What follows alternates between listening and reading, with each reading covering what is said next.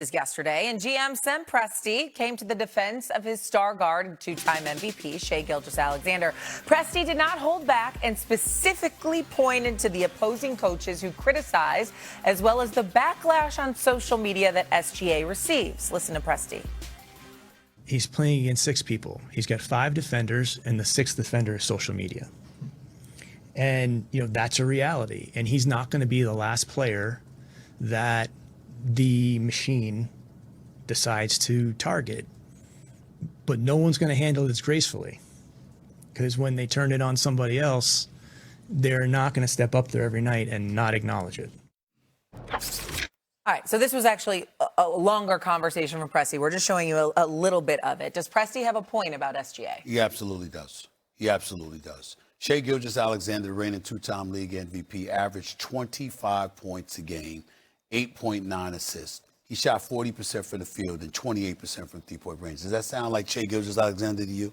This is a brother that averaged 30 on better than 50% shooting over the last 2 or 3 years, no matter who he's gone up against. But there's something to be said about having missing not one, but 2 primary scorers for you in both J-Dub, Jalen Williams, and also A.J. Mitchell. I know that Caruso can play, but he's no offensive juggernaut. Don't get me started with Lou Dort. He's another linebacker playing football. He's there for defensive purposes. He's not a scorer, and he's a set shooter at that, and not that great at it. Then you've got a situation where McCain, who came over from Philadelphia, he can ball, but not the likes of A.J. Mitchell or a Jalen Williams. Not to mention the fact that, Case and Wallace and these brothers, they can play, but they ain't those dudes. To be without the both of them gave the Spurs the license to key on Shai Gilgeous-Alexander and force other dudes to step up. Chet Holmgren was supposed to be that number 2 option. Yeah. And boy, did he wet the bed. And we ain't talking about him today. And he should be very, very thankful we're not talking about him today, because we would ruin his vacation because of the way we would talk about him. It would be very, very bad for him because he was awful. The bottom line is that I think the biggest reason why, first of all, Sam Presti is the best executive in the business. He has proven that. And they were the champions last year. They made it to Game 7 of the conference finals this year.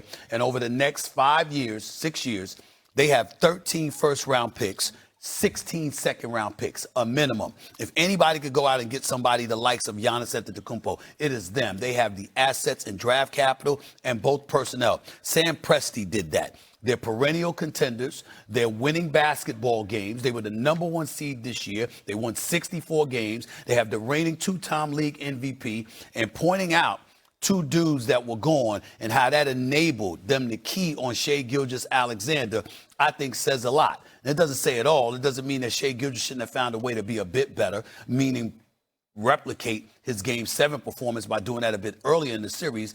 But the bottom line is he's telling the truth. He ain't lying, because here's the reality of the situation. And we're going to keep it a buck here. If Jay Williams and A.J. Mitchell were playing, I don't think the Spurs would be in the finals. I think the Oklahoma City Thunder would be playing the New York Knicks in the NBA Finals. A matter of fact, they'd probably be winning the NBA Finals. And I think anybody that knows basketball knows that. Cameron?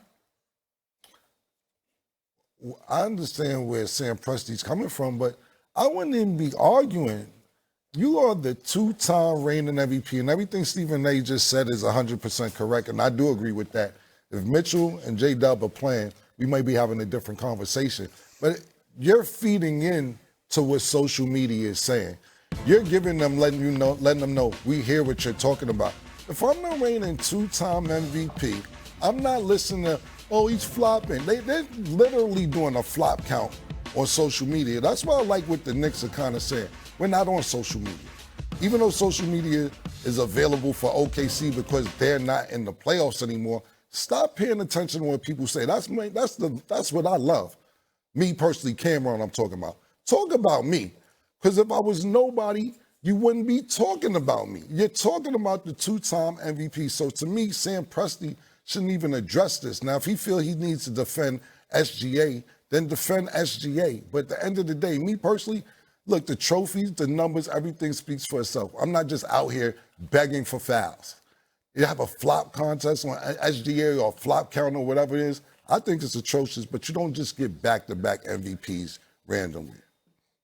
So I'm going to straddle the fence on this one. I'm gonna straddle the fence on this one. Number one, Sam Presti, he does have a point when it comes to protecting the name of SGA, and it was a few of it is because of the reasons that SA just highlighted of what he has done over the last 4 seasons, averaging 30, shooting over 50% from the field.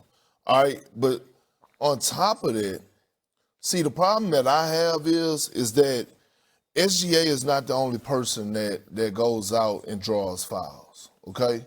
SGA is not the only person that, quote unquote, flops, okay? I didn't witness Jokic, he flops, he sell calls.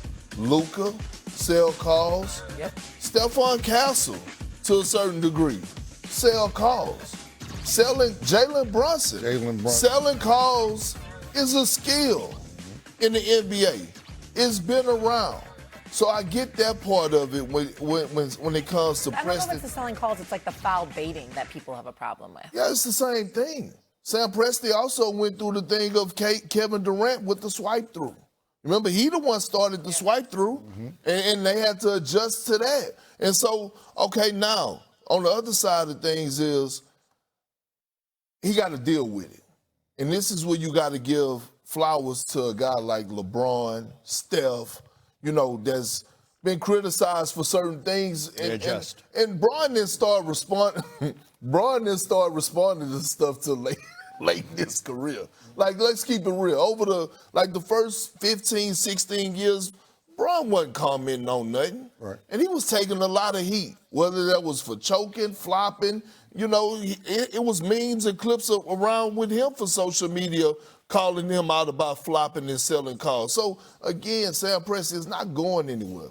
It's part of the territory when you consider one of the best players in the world. I get he's taking up for his player, and y'all know how I feel about Sam Presti. I'm straddling the fence on this one. I see his side, but he also got to understand that it's going to be around and it's not going anywhere. Yeah. When you're a 2-time MVP and you're beating everybody in sight, now this year obviously that didn't happen, making it to the finals, that's gonna have criticism attached to it. What caring about people, what they got to say? I wake up every day for people not to like me. Well, not only that, I think I know we got to go. Let me say this. I think it's important that people recognize something. Although 99% of the time, you really should ignore folks and comment. There is something cathartic and exhaling that when, it's really good to cuss people out. I mean, it really feels good. I mean, I don't think that people realize when you to tell somebody kiss my ass, I mean, it really feels good. It really does. It's not always a negative. It's not always a negative. I'm just saying. So it's okay. We're going to keep that same energy because Stephen A. is going to respond to President Trump and his comments Trump, after this. Yeah. Okay?